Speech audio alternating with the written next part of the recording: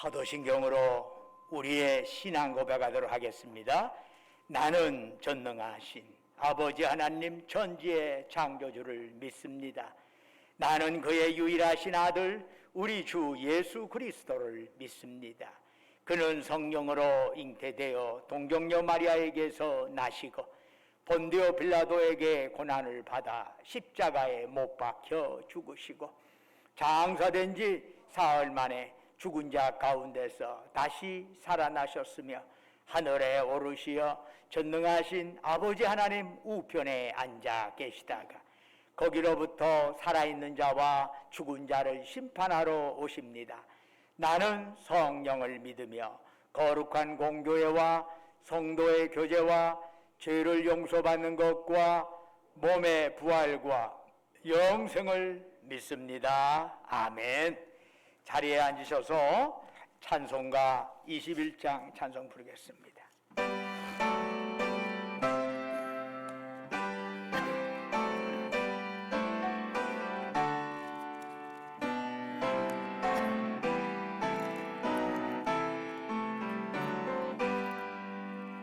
다 찬양하여라 전능과 창조의 주께 내오나 주 찬양 평강과 구원의 주님 성도들아 주 앞에 이제 나와 즐겁게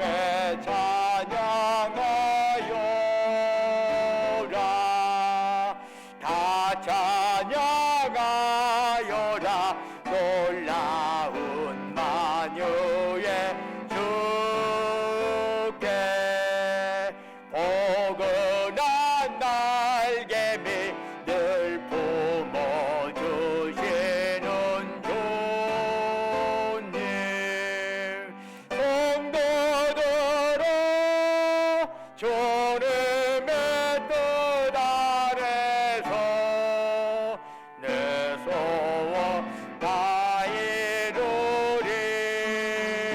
이루리라 다 찬양하여라 온몸과 마음을 바쳐 이 세상 만물이 주 앞에 다 나와 찬양 성도들아 기쁘게 소리 높여 영원히 찬양하여라 아멘. 예배를 위해서 송영록 장로님 나오셔서 기도하십니다.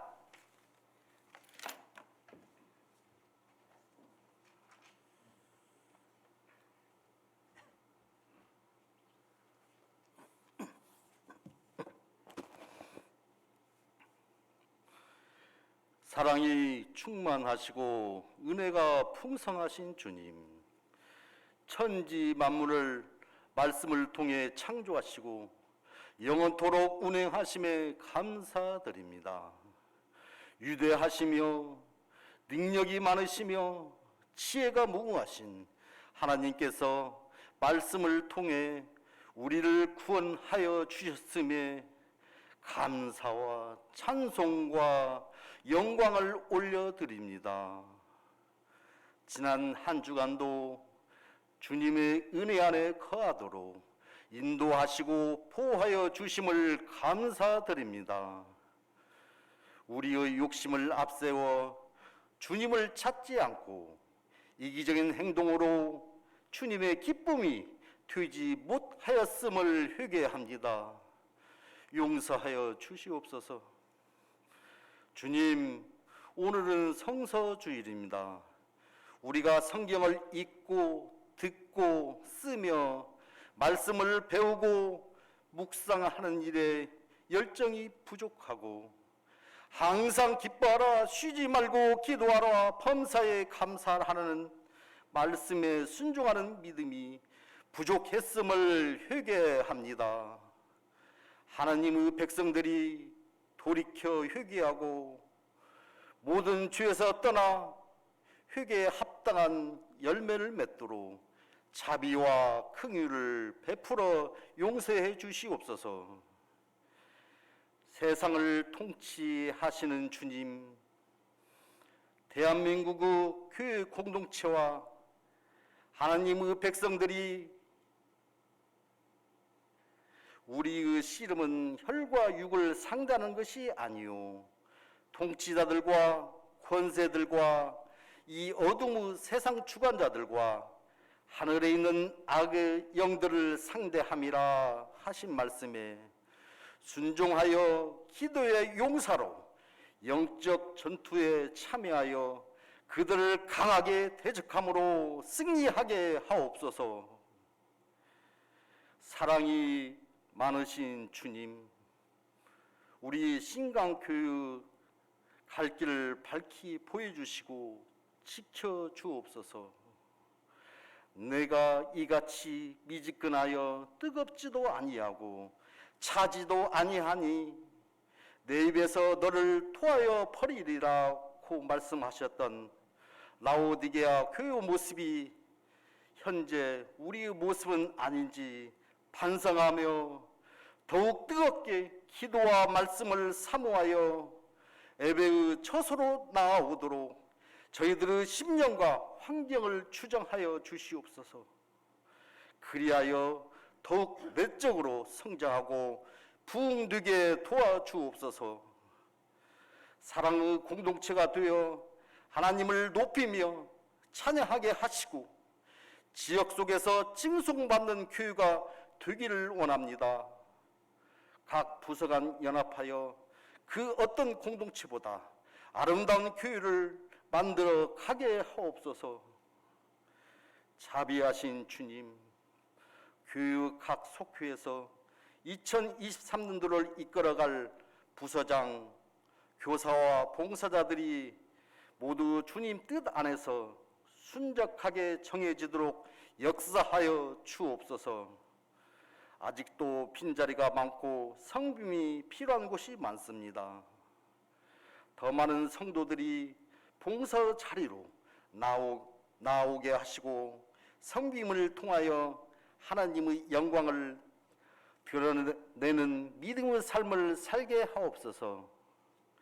내년도 헌신자들에게 성령의 능력을 더하사 능히 감당하게 하옵소서.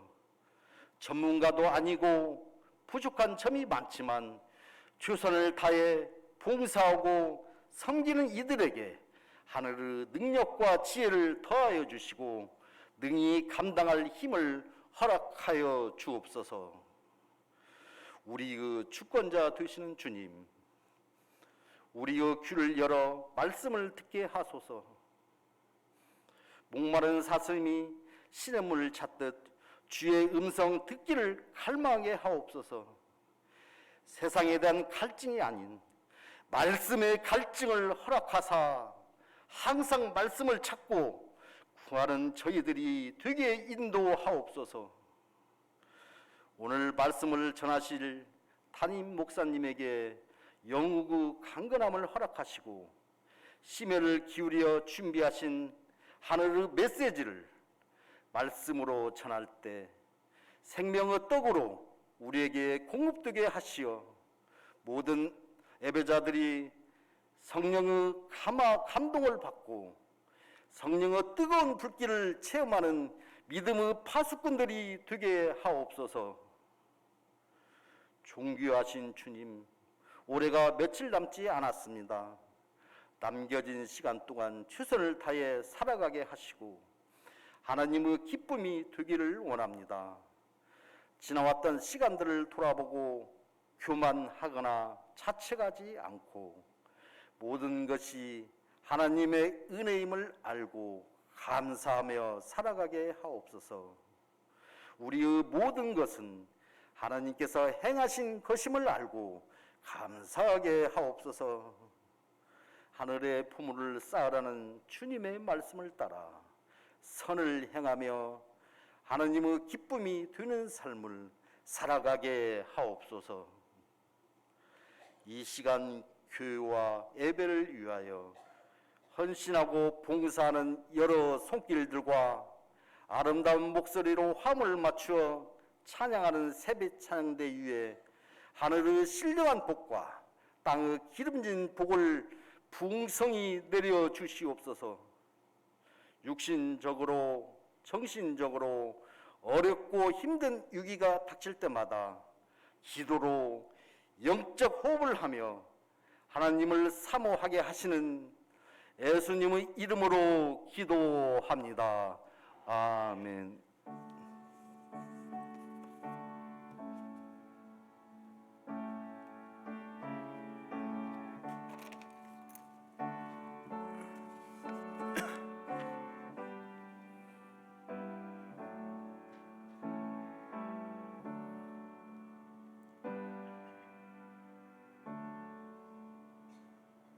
할렐루야. 우리 좌우에 있는 형제 자매들 향해 사랑 인사 나누겠습니다. 주님의 이름으로 사랑합니다. 만나서 반갑습니다. 샬롬. 처음 뵙는 분들에게도 마음 담아서 주님의 이름으로 사랑합니다. 교회 소식 전해드리겠습니다. 대림절 셋째 주일이자 오늘은 성수주일이기도 합니다. 특별히 이제 12월도 중순에 들어가서 얼마 남지 않았습니다. 각 속회별로 아직 임원회를 하지 못하신 임원 속회들이 있군요. 속히 해서 이번 주 내에 다 모든 거 완료 지을 수 있도록 여러분 협조해 주시면 감사하겠습니다. 여신도의 전북연합회 제1지구의 원래가 이번 주 화요일 13일에 오전 10시 30분에 은석교회당에서 모임이 있습니다.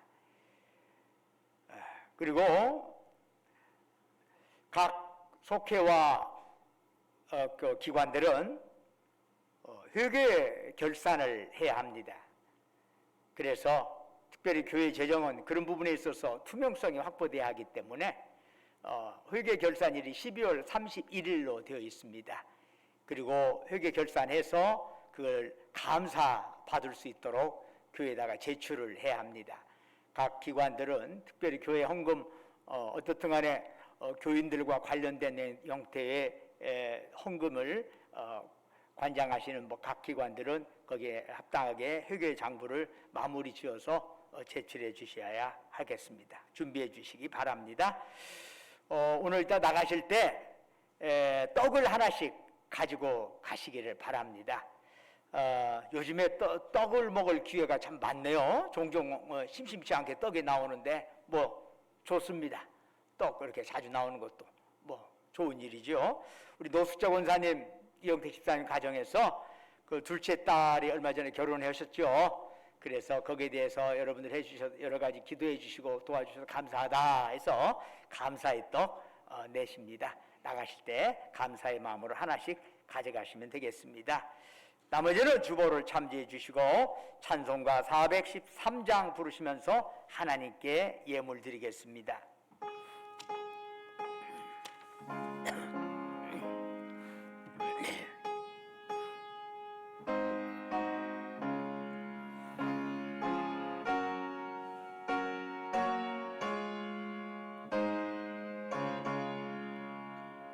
내 평생에 가는 길 손타나요 늘 전전한 강 같던지 금풍 바로 무섭고 어렵던지 나의 영혼은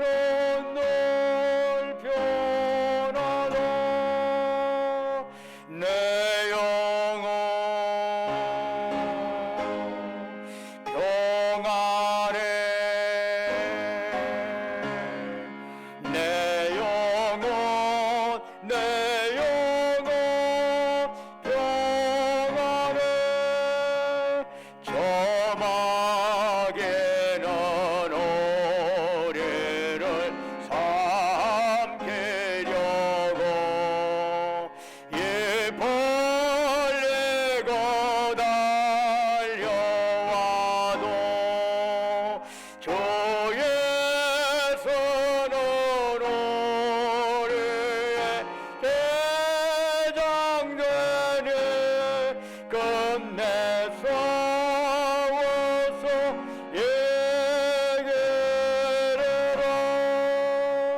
내 영혼 평안해 내 영혼 평안해 내 죄은 죄종빛 같더라도 주에서 깨달으며 그 십자가 피로써 다시 서사 있는 보다도 정하리라 내 영혼 평안해 내 영혼 평안해 저 공동의 구름이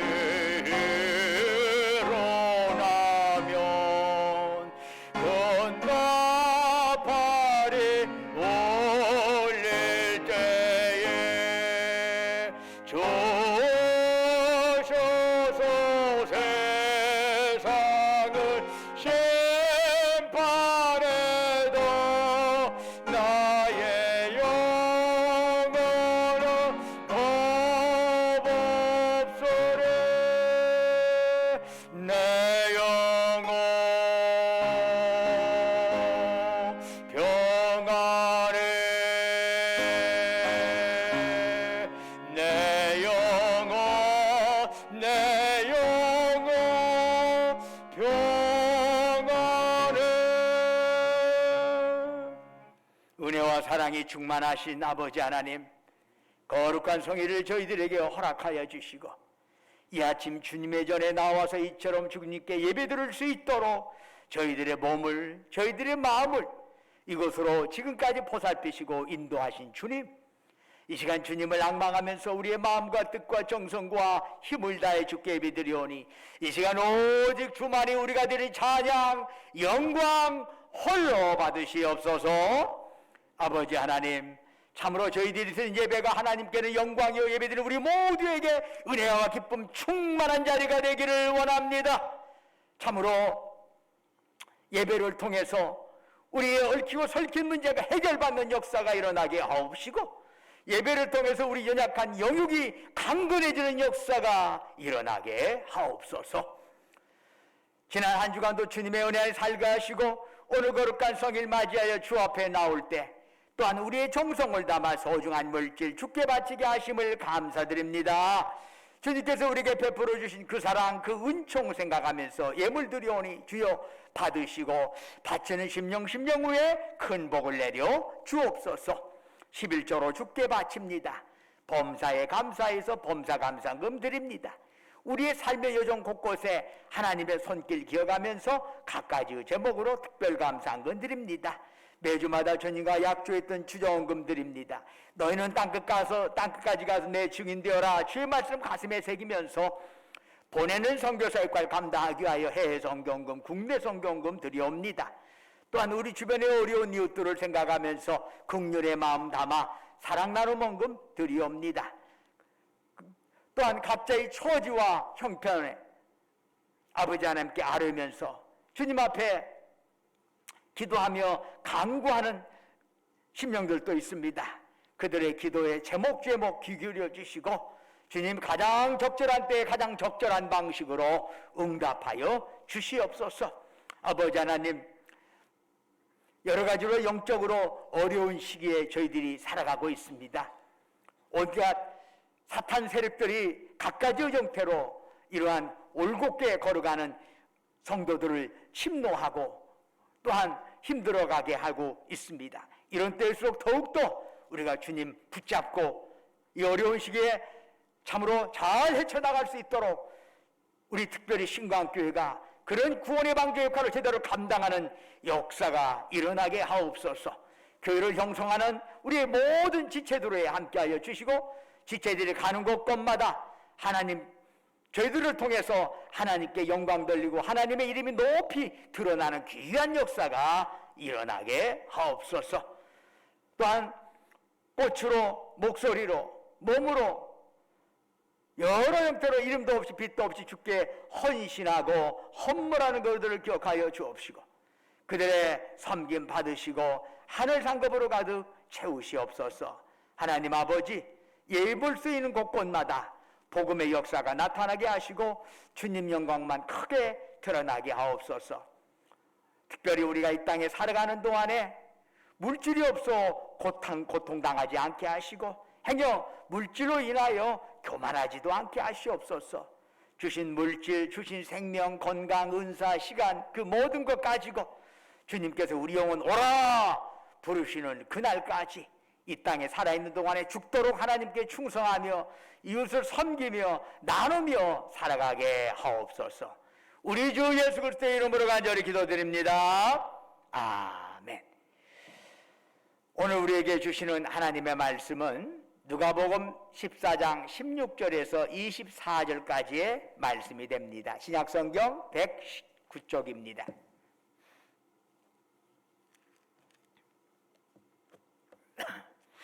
누가복음 14장 16절부터 24절까지 저와 여러분이 한 절씩 교독하도록 하겠습니다. 14장 16절입니다. 이르시되 어떤 사람이 큰 잔치를 베풀고 많은 사람을 청하였더니 잔치할 시각에 그 청하였던 자들에게 종을 보내어 이르되 오소서 모든 것이 준비되었나이다 하매 다 일치하게 사양하여 한 사람은 이르되 나는 밭을 샀음에 아무래도 나가보아야 하겠으니 청컨대 나를 양해하도록 하라 하고, 또 한 사람은 이르되 나는 소 5겨리를 샀음에 시험하러 가니 청컨대 나를 양해하도록 하라 하고, 또 한 사람은 이르되 나는 장가 들었으니 그러므로 가지 못하겠노라 하는지라. 종이 돌아와 주인에게 그대로 고하니 이에 집주인이 노하여 그 종에게 이르되 빨리 시내의 거리와 골목으로 나아가서 가난한 자들과 몸 불편한 자들과 맹인들과 저는 자들을 데려오라 하니라. 종이 이르되 주인이여 명하신 대로 하였사오되 아직도 자리가 있나이다. 주인이 종에게 이르되 길과 산울타리 가로가 건너 나가서 사람을 강권하여 데려다가 내 집을 채우라. 함께 읽겠습니다. 내가 너에게 말하노니 전에 청하였던 그 사람들은 하나도 내 잔치를 맛보지 못하리라 하였다 하시니라. 아멘. 오늘 예배에 참여한 여러분 모두에게 하나님의 평강과 축복이 함께 하시기를 주님의 이름으로 축원합니다. 신약성경에는 복음서가 4개가 있습니다. 그중 가장 먼저 기록된 책이 마가복음입니다. 그런데 마가복음은 이렇게 시작되지요. 하나님의 아들 예수 그리스도의 복음의 시작이라.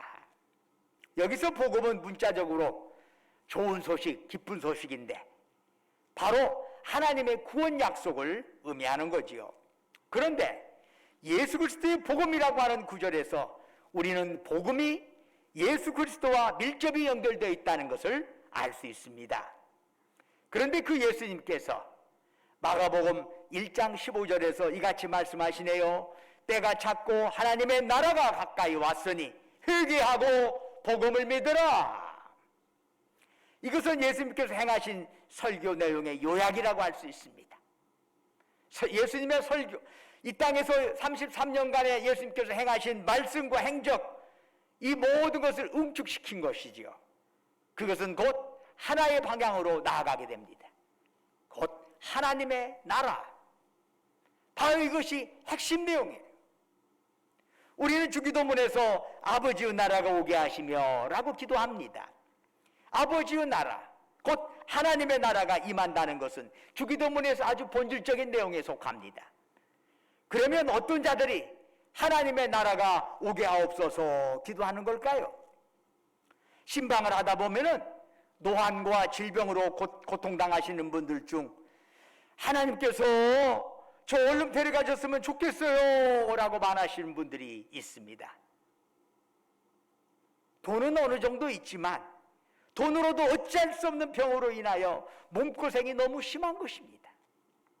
그래서 하나님의 나라 가면 다시는 병 때문에 고생하지 않아도 되기 때문에 하나님의 나라를 갈망합니다. 그런가 하면 어떤 분들은 경제적으로 정말 먹고 살기가 힘들어서 빨리 주님 오셨으면 좋겠다고 말씀하기도 합니다. 하나님의 나라에서는 먹고 사는 일로 걱정하지 않아도 되기 때문이지요. 우리 믿는 자들은 수시로 주기도문을 암송하면서 하나님의 나라가 속히 도래할 것을 기도합니다. 그러나 각자가 처한 상황에 따라 하나님 나라에 대한 그림은 대단히 다양한 것을 볼 수 있습니다. 그렇지만 그 중에서도 하나의 공통점이 있습니다. 그건 뭐죠? 현재와는 달라진 어떤 변화를 갈망한다는 것입니다. 그런데 성경에는 하나님께서 가난한 자들, 고아들, 과부들, 연약한 자들에 대한 특별한 관심을 가진다고 하는 구절들이 곳곳에 나타납니다. 그러나 하나님의 특별한 관심을 받는 자들 역시 얼마든지 탐욕으로 인하여 잘못된 길로 빠질 수 있습니다. 가난하기 때문에 더욱 부를 탐할 수도 있고 억압당했기 때문에 반작용으로 더욱 권력을 탐할 수도 있습니다. 그렇기 때문에 예수님께서는 주님을 따르는 모두에게 누가복음 12장 31절에서 하신 말씀이 있지요. 다만 너희는 그의 나라를 구하라. 그리하면 이런 것들을 너희에게 더하시리라 말씀하셨어요. 이 세상에서 먹고 사는 문제가 중요하지만 그것들 다 해결하고 나면 그때 비로소 나는 하나님의 나라를 좀 찾아다녀야겠다, 교회 좀 다녀야겠다, 그때 다 끝나고 나면 그때 좀 기도 좀 해야겠다, 이것이 아니라는 거지요. 먼저 하나님의 나라를 구하면 우리에게 필요한 것들은 하나님께서 채워주신다고 하는 약속이랍니다. 오늘 우리가 읽은 누가복음 14장 16절의 이하의 말씀은 큰 만찬의 비유입니다. 이 비유는 사실 잔치로 묘사된 하나님 나라에 관한 교훈이 들어있습니다. 그 내용이 뭐지요? 자, 어떤 주인이 큰 잔치를 준비하고 사람들을 초청했습니다. 그런데 유대사에서는 사람들을 큰 잔치에 초청할 때는 흔히 약속 날짜 훨씬 전에 미리 초청장을 보냅니다. 그래서 초청받는 사람도 미리 스케줄을 다 조정을 해가지고 착오가 없도록 미리 그렇게 기회를 주는 거지요. 그리고 나서 주인은 이제 그 잔치 시간이 가까워지면 어떡합니까? 다시 종도를 보냅니다. 종도를 보내서 시간에 초대받은 손님들을 집으로 모셔오도록 했던 것이지요. 자, 소와 살찐 짐승 잡았습니다. 모든 것 다 준비되었습니다. 이 잔치에 오셔서 즐기기만 하시면 됩니다. 자, 그런데 어떤 일이 일어났나요? 사람들이 한결같이 사양을 하는 거예요. 나 못해 못 가요. 오늘 밭을 샀는데 아무래도 밭을 보러 가야겠어. 양해하시오. 그러면서 밭으로 떠났습니다. 또 한 사람은 나 오늘 소 5결이를 샀어. 이거 시험해 보러 가야 하니까 나 잔치에 못 가겠습니다. 양해 바랍니다. 혹 떠나버렸어. 또 다른 사람은 나는 조금 전에 장가 들었으니까 그 잔치에 갈 수 없습니다. 주인은 잔치를 위해서 오래전에 이미 초대장을 보냈어요. 그 날짜 비껴가라고. 또 잔치 시간이 가까워지자 종들을 보내어서 그 손님들을 직접 모셔오도록 했습니다. 그런데 이제 와서 못 가겠다? 이것은 초대자를 무시하는 태도죠. 아주 큰 결례가 아닐 수 없습니다. 그런데 여러분, 우리가 여기서 생각할 것이 있어. 왜 초대받은 자들이 주인의 초청, 천국잔치의 초청을 받아들이지 못하는 걸까요? 자신의 뜻이나 계획을 주님의 뜻이나 계획보다 더 중요하게 여기기 때문입니다. 물론 이들이 주색 잡기 때문에 못 온 거 아니에요. 나름대로 일상적인 삶에 있어서 급한 일을 하다 보니까 천국잔치에 불참했다는 사실을 우리는 유념할 필요가 있어요. 우리는 자주 급한 일과 중요한 일을 혼동합니다. 시간과 돈을 급한 일에 쏟다 보면은 정작 중요한 일은 뒷전으로 미뤄지고 맙니다. 우선 당장에 급한 일이 중요하다고 착각을 하기 때문이지. 그런데 뒤돌아보면 중요하다고 생각했던 그 급한 일이 사실은 꼭 중요하지도 않은 일일 때가 참 많아요. 한 번뿐인 인생을 중요하지도 않은 일에 그렇게 쏟아붓다면 얼마나 억울합니까? 그러므로 인생을 복되게 살려면은 무엇보다도 먼저 뭐가 중요한 것인가, 진정 중요한 것인가를 깨닫고 그 중요한 일부터 해야 합니다. 그러나 주인의 초대를 받은 자들은 그렇지 못했습니다. 그래서 그들이 급하다고 생각한 일시적인 일에 집착하다가 영원한 일, 정말 중요한 일을 놓치고 말았던 것입니다. 세상 일 기기울이다가 하나님의 초대를 받아들이지 못한 것입니다. 그런 자들에 대해서 예수님께서는 누가복음 14장 24절에서 단적으로 말씀하십니다. 전에 청하였던 그 사람들은 하나도 내 잔치를 맛보지 못하리라. 그러면 이제 그 잔치는 어떻게 되나요?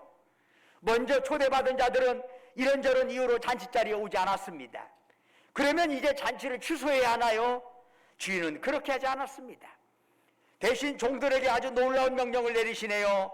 빨리 시내의 거리와 골목으로 나아가서 가난한 자들과 몸 불편한 자들과 맹인들과 저는 자들을 데려오라. 당시 율법주의적 시각에서 바라보면은 경제적으로 가난하거나 몸이 불편하거나 몸에 장애가 있고 저는 자들은 하나님의 은혜를 제대로 받지 못한 자들로 여겨졌습니다. 그래서 어떤 회당 내에서도 제대로의 중심적인 자리에 차지하지 못하고 항상 죄인으로 분류가 되었지요. 그런데 하나님은 유대 사회에서 중심부가 아니라 변두리에 속해 있는 바로 그들을 천국잔치에 초대하신 것입니다. 뿐만 아니라 길과 산울타리 가로 나아가서 사람을 강권하여 데려다가 내 집을 채우라. 이것은 유대인들이 지옥의 불쏘시개로 딱 필요하다 생각했던 이방인들도 천국잔치에 불러오라 이랬던 거죠. 율법에 의해서 합당하지 않다고 여겼던 그런 사람들뿐만 아니라 유대인들이 멸시하던 이방인들도 모두가 천국잔치에 초청을 받는 형태가 되었던 거지요. 이 비유에서 예수님께서는 하나님 나라의 초대에 대해서 서로 다른 태도를 보인 두 부류를 상정하고 있습니다. 하나는 하나님 나라 초대를 거부하는 자들이요, 다른 하나는 그 초대를 받아들이는 자들입니다. 모든 사람은 하나님의 나라를 필요로 하고 하나님 나라의 초대는 모두에게 다 열려 있습니다. 그러나 모두가 하나님 초대에 응하는 것은 아니랍니다. 물론 가난한 자, 병든 자들이 하나님 나라를 더욱 사모할 수 있을 겁니다. 세상에서 힘든 만큼 새로운 세상을 갈망하는 것은 어쩌면 당연할 것입니다. 반면에 부나 권력이 이 땅에서의 그것을 누리느라고 그것이 누리는 그 자체가 하나님 나라를 진정으로 받아들이는데 방해가 될 수 있는 것도 사실이랍니다. 세상에서의 즐거움과 쾌락으로 인하여 하나님 나라를 위한 헌신을 뒤로 미룰 수 있기 때문입니다. 그러나 하나님의 나라는 세상의 부나 권력을 뛰어넘어 모든 자에게 열려 있습니다. 이제 하나님의 나라는 사회 경제적인 계층에 따라 열리고 닫히는 것이 아니라 하나님의 초대장을 향한 우리 모두의 실존적인 태도에 달려있는 것입니다. 우리는 주기도문을 통해서 똑같은 문구를 암송합니다. 아버지의 나라가 임하옵소서. 그런데 우리 각자가 처한 환경은 다릅니다. 경제적으로 안락하게 사는 그리스도인들이 있는가 하면 가난 속에 시달리고 있는 그리스도인들도 있습니다. 여기서 한 의문이 생깁니다. 여러모로 서로 다른 그리스도인들이 한 목소리로 주기도문을 낭송합니다. 그러면서 또한 어떻게 함께 손을 잡고 하나님 나라를 향해 걸어갈 수 있을까? 다 처해 있는 환경이 각각 각양각색이야. 그런데 이들이 진정 어떻게 하면 한 목소리로 우리는 형제요 자매라고 하는 의식을 가지고 함께 하나님 앞으로 나아갈 수 있을까? 지식의 수준도 다르고 경제의 수준도 다르고 성격의 형태도 매우 각양각색인데 어떻게 손잡고 나아갈 수 있을까? 이에 대해서 바울이 한 원리를 우리에게 제시해 주고 있습니다. 고린도전서 7장 29절 이하에 보면은 바울이 이런 말을 하죠. 안에 있는 자들은 없는 자 같이 하며 우는 자들은 울지 않는 자 같이 하며 기쁜 자들은 기쁘지 않은 자 같이 하며 매매하는 자들은 없는 자 같이 하며 세상 물건을 쓰는 자들은 다 쓰지 못하는 것 같이 하라. 이 세상의 유형은 지나감이니라. 학자들은 이 본문에 한 이름을 별명을 하나 붙여놨어. 호스메 원리. 호스메라고 하는 형태는 헬라어로 마치 뭐뭐가 아닌 것처럼이라고 하는 형태의 의미를 가지고 있는 단어입니다. 호스메. 하나님 나라의 초대장을 받은 자들이 이 땅에서 어떤 삶을 살아야 하느냐, 이에 대한 답이 바로 호스메입니다. 안에 있는 자들은 없는 것처럼, 우는 자들은 울지 않는 것처럼, 기쁜 자들은 기쁘지 않은 것처럼, 물건을 매매한 자들은 없는 자같이, 물건을 사용하는 자들은 다 사용하지 못하는 자같이 그렇게 살아가라.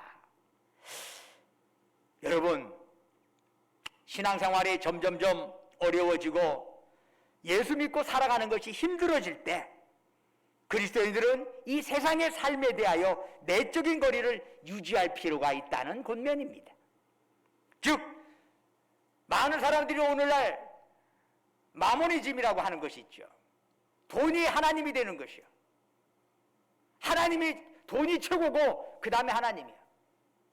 돈이 하나님이 되는 이 마모니즘이라고 하는 형태의 오늘날 현대 자본주의뿐만 모든 사회주의 마찬가지로 다 현재 거기에 매몰되어 가고 있는 현실이지요. 그러다 보면요, 어떤 물질적인 소유와 나 자신의 인격을 독립시키지는 못해요. 소유냐, 그야말로 어느 철학자 말처럼 존재냐 하는 데 나의 존재에 대해서는 별로 신경 안 쓰고 소유에만 신경 쓰다 보니까 소유 속에 묻혀버리게 되죠. 돈의 노예가 되는 거지요. 오늘날 현대 대부분의 많은 사람들이 교회 아니든 바뀌든 그러한 형태의 큰 사조에 휘말려 들어가고 있는 것이 현실입니다. 영적 생활이 되게 어려워지는 형태죠. 이럴 때 소유와 나 자신을 독립시킬 필요가 있습니다. 돈이 있으면 좋겠지만 돈 없으면 내가 아닙니까? 모든 사람을 인격을 돈 있느냐 없느냐로 평가하는 이런 잘못된 행태에 대해서 적어도 우리 예수님을 믿는 자들은 그것에 대해서 구별을 지을 필요가 있습니다. 소유와 나를 독립시키는 거지요. 그럴 때 현실에 속박되지 않고 현실을 넘어 하나님 나라의 초대에 응할 수가 있는 것입니다. 그러면 우리는 왜 있으면서 없는 것처럼 살아야 하나요? 바울은 고린도전서 7장 31절에서 그 이유를 이렇게 제시하지요. 이 세상의 외형은 지나감이니라. 여기서 외형이라고 하는 형태, 스케마라고 하는 단어, 헬라어의 단어인데 본래적인 것은 패션, 유행이란 유행. 세상의 일부적이고 변하기 쉬운 형식, 이런 것들을 지금 여기서 성경에서는 외형이다라고 번역을 했어요. 즉 실체가 아닌 껍데기라는 거지요. 그래서 바울은 껍데기인 세상 일에 집착하지 말라 하면서 있으면서 없는 것처럼 내가 돈 있으면서도 함께 더불어 돈 있으면 내 돈 갖고 내 맘대로 쓰는데 누가 시비요? 라고 산다면 여러분 혹시 동창회 같은 데 많이 나가보신 적 있습니까? 동창회가 깨지는 이유는 하나가 있어요. 잘 나간 사람은 굉장히 그 안에서 잘 나가지만 못 나간 사람은 계속 못 가. 그러다 보니까 서로 간에 괴리가 생기고 깨져버리는 거예요. 돈 있으면 없는 것처럼 그렇게 살아야 그 모임이 하나가 되는 것이에요. 교회도 마찬가지예요. 교회 와서 무슨 놈은 세상에서 자랑하지 못한 권력이나 부자랑할 일이 있습니까? 교회는 모두가 하나님 안에서의 하나의 형제요 자매라고 하는 그 인식하에서 함께 모이는 것이지 교회 안에서 뭐 권력 자랑, 세상에 높은 사람이 교회 안에서 높은 사람이 되어야 합니까? 세상에 도지사면 교회 안에서 도지사입니까? 세상에서 국회의원이면 교회 안에서도 국회의원입니까? 아니잖아요. 아니잖아요. 그런 자리 있으면 아닌 것처럼, 돈이 있으면 없는 것처럼, 그렇게 함께 어우러지, 그럴 때 함께 어우러지며 나아갈 수 있는 것이, 그럴 때 그게 제대로 된 공동체가 되는 것이. 저는 교회에서 전주시 기독교회나 뭐든가 할 때 뭔 도지사 시장 불러가지고 뭐 하는 거 난 전혀 싫어. 난 그러지 말라고 그래요. 교회 안에서 똑같이 하나님의 자녀만 존재할 뿐이지 거기에 무슨 놈의 사회적인 직분이 그대로 교회 안에 들어옵니까? 그건 안 되는 것입니다. 그건 냄새가 나. 있으면서도 없는 것처럼 살아가야 하는 것이. 그게 호스메의 원리야. 예수님의 삶을 봅시다. 귀신 들린 자, 눈먼 자, 벙어리, 문둥병자, 창녀들, 배고픈 군중들에 대해 각별한 애정 쏟으셨습니다.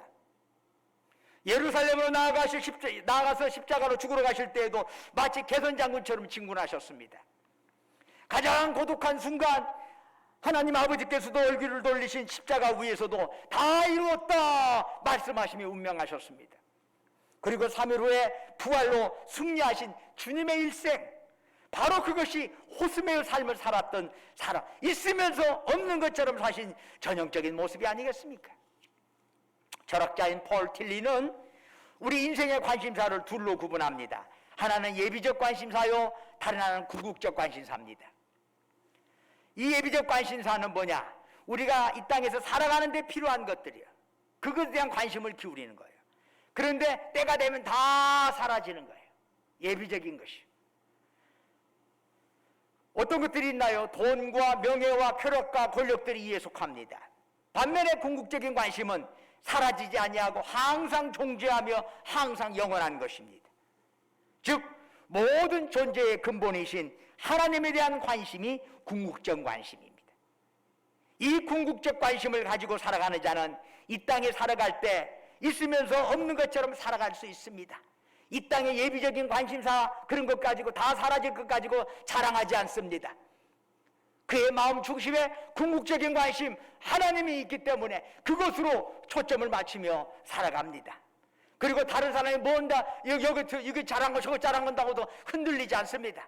내 안에 중심에 하나님 중심 놓고 그 무게중심이 딱 있기 때문에 흔들리지 않습니다. 하나님 앞에서 예비적인 관심사들은 다 흘러가고 때가 되면 사라지기 때문입니다. 유대교의 성경 해석집인 미드라시라고 하는 것이 있습니다.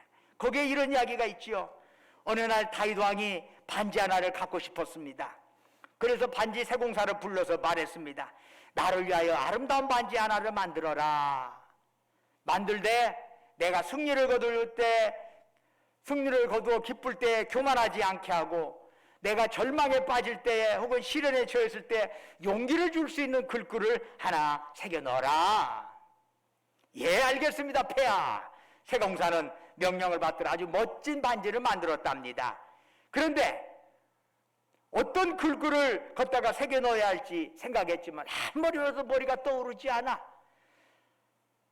그래서 결국 지혜로 소문난 다윗의 아들 솔로몬을 찾아갔답니다. 왕자마마, 다윗 왕께서 기쁠 때 교만하지 않게 하고 절망에 빠질 때 용기를 줄 수 있는 글귀를 저 반지에 새기라고 그랬는데 어떤 글귀를 새겼으면 좋겠습니까? 이때 지혜로운 솔로몬이 잠시 생각하다가 말했답니다. 이 또한 지나가리라. 이 또한 지나가리라. 2차 세계대전 중 독일 나치에 의해 유대인들이 대거 학살당할 때에도 유대인들은 이 구절을 붙잡고 어려움을 이겨낼 수 있었다고 합니다. 사랑하는 여러분, 지금 모든 것이 잘되고 흥황합니까? 이 또한 지나갈 것입니다. 많은 재물과 명예가 여러분의 손에 들어있나요? 이 또한 지나갈 것입니다. 지금 너무 괴롭고 슬퍼서 하루도 살아가기가 힘든가요? 이 또한 지나갈 것입니다. 여러분에게 지금 아름다움과 젊음이 있나요? 이 또한 지나갈 것입니다. 여러분에게 엄청난 지식이 있나요? 이 또한 지나갈 것입니다. 그런데 모든 것이 지나가지만 그 후에 남아있는 것이 있어요. 바로 여러분의 발자국이랍니다. 여러분은 지금까지 어떤 발자국을 남겨오셨나요? 발자국 하면 제게는 항상 떠오르는 시가 있답니다. 바로 서산대사가 썼던 답서랴 중거라고 하는 시입니다. 이런 내용이지요. 눈 덮인 들판을 걸어갈 때에 모름지기 어지럽게 걷지 마라. 오늘 내가 걷는 발자국은 훗날 뒷사람의 이종포가 되리니. 나 혼자 걸어가면 그것으로 끝인 것이 아니랍니다. 우리의 발자국으로 인하여 우리의 자녀가, 우리의 다음 세대가 바른 길을 걸을 수도 있고 아니면 어지러운 걸음걸이를 살아갈 수도 있는 것입니다. 사랑하는 여러분, 세상 모든 것은 다 지나가고 없어질 것입니다. 오직 궁극적 관심의 대상인 하나님만이 항상 우리와 함께 하십니다. 예수님께서 세상에 오실 때 화려한 호텔룸이 아니라 더 천할 수 없는 마국간에 오셨습니다. 그때 그분을 영접하는 자들은 극히 일부에 불과했습니다. 어느 누구도 그런 곳에서 메시아가 오시리라고는 생각하지 못했기 때문입니다. 이제 오늘날 우리가 주님을 만나려면 어떻게 할까요? 마국간을 찾아가는 마음으로 나의 도움이 필요한 자들을 섬겨야 하는 것입니다. 진정 그것만이 천국으로 가는 여정에서 아름다운 발자국이 될 것입니다. 주님의 인정하는 발자국이 될 것입니다. 나 혼자 벌어, 나 혼자 잘 먹고 잘 살고 잘 죽으면 주님이 인정하는 아름다운 발자국은 하나도 지킬 수 없습니다. 주님이 인정하는 발자국은 주님이 나에게 맡기신 가지고 다른 어려운 사람들, 다른 사람들을 베풀고 돕는 것입니다. 섬기는 것입니다. 그것이 아름다운 발자국입니다. 교회 와서 열심히 예배만 드린다고 해서 하늘의 상급이 큰 것은 절대 아니랍니다. 발자국을 남겨야 합니다. 여러분 모두 천국 여정 걸어가실 때 그 여정이 아름답기를 주님의 이름으로 축원합니다. 기도하겠습니다. 은혜와 사랑이 충만하신 아버지 하나님, 저희들을 택하여 주신 것 감사합니다. 저희들을 불러주신 것 감사합니다. 저희들 천국 백성 삼아주신 것 감사합니다. 천국 그날에 오기까지 우리가 이 땅에 살아가는 동안에 아름다운 발자국 남기면서 살아가게 하옵소서. 주 예수 그리스도의 이름으로 간절히 기도드립니다. 아멘. 다 같이 일어나셔서 찬송가 54장 부르겠습니다.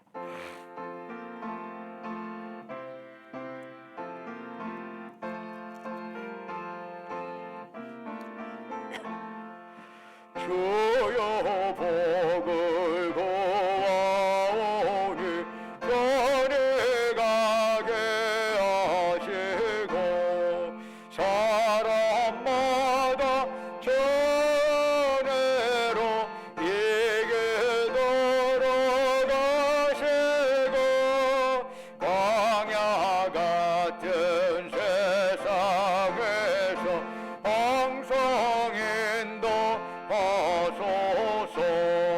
주의 복된 말씀 듣고 무한 감사합니다. 구원받은 주의 성도 열매 맺게 하시며 하나님의 우리 함께 항상 계시옵소서. 아멘. 이제는 우리 주 예수 그리스도의 은혜와 아버지 하나님의 만극하신 사랑과 성령님의 이루하시고 교통하시고 충만케 하심의 역사가 주님께서 부르시는 그 천국의 길을 향하는 걸어가는 그 길, 참으로 그 길이 아름다운 발자국이 남길 수 있는 길이기를 원하면서 이 땅에 나 혼자 가는 게 아니라 함께 더불어 같이 가면서 우리의 주님의 몸된 교회 공동체에서 있으면서도 없는 것처럼 살겠노라고. 그러면서 함께 손잡고 함께 주님 앞으로 나아가겠노라고. 다시 한번 생각하고 결단하는 사랑하는 주의 백성들, 그들이 섞여 있는 가정과 직장과 사업장 위에 외지에서 공부하느라 직장 다니느라 군복무하러 수고하는 우리 아들 딸들 위에 지금도 영원토록 함께 하시기를 간절히 축원하옵나이다. 아멘.